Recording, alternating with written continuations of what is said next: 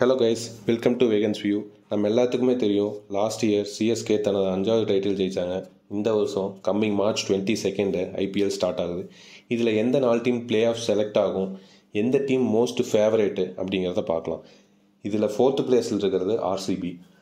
ஆர்சிபியை பொறுத்த வரைக்கும் போன வருஷம் என்ன தான் அவங்க நல்லா ஆடி இருந்தாலும் அவங்களால போன வருஷம் பிளே ஆஃப் கூட செலக்ட் ஆக முடியல. இந்த வருஷம் நல்லா ஆடுவாங்கன்னு நம்புகிறோம், பார்க்கலாம். அடுத்து 3rd பிளேஸ் பிடிச்சிருக்கிறது ஜிடியோட கரண்ட் கேப்டன் சுபம் கில். டீம் ரொம்ப ஸ்ட்ராங்காக தான் இருக்குது, இருந்தாலும் ஹர்திக் பாண்டியா எம்ஐ போனதால் கொஞ்சம் வீக்காக இருக்குது, பொறுத்து இருந்து பார்க்கலாம். அடுத்தது இந்த லிஸ்ட்டில் 2nd பிளேஸில் இருக்கிறது எம்ஐயோட கரண்ட் கேப்டன் ஹர்திக் பாண்டியா. ரோஹித் சர்மாவை கேப்டன்ஷிப்லேருந்து தூக்குனதால டீமுக்குள்ளே பல பிரச்சனைகள் போயிட்டுருக்கு அப்படின்னு சொல்கிறாங்க. அது ஒரு பக்கம் இருந்தாலும் டீம் நல்லா ஸ்ட்ராங்காக இருக்குது. ஸோ அவங்க இந்த வருஷம் ஃபைனல் வரைக்கும் போகலாம் அப்படிங்கிறது என்னோடய ப்ரெடிக்ஷன்.